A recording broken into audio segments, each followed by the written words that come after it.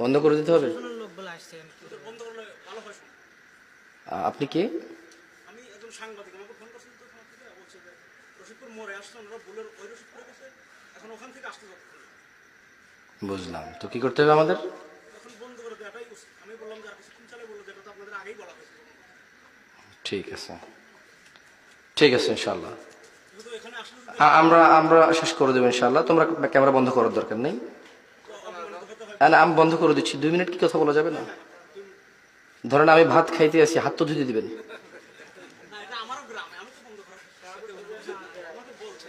আমরা বলি ইয়া আল্লাহ, তুমি মহান, এই পৃথিবীর কর্তৃত্ব তোমার।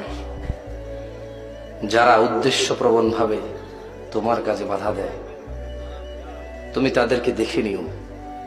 রব, যা আমার আয়ত্তে নেই, তুমি দয়ালু, তুমি আমাকে তা জিজ্ঞেস করবে না, তোমার প্রশংসা।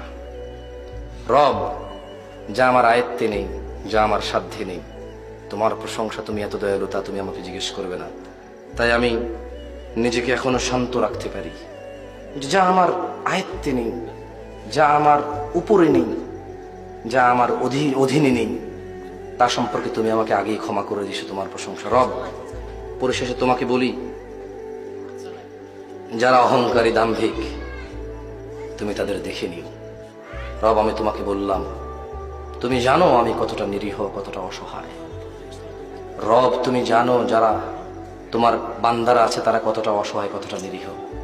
রব, তুমি আমাদের জন্য যথেষ্ট হও, আর আমাদের পক্ষ থেকে তুমি তাদের জন্য যথেষ্ট হও।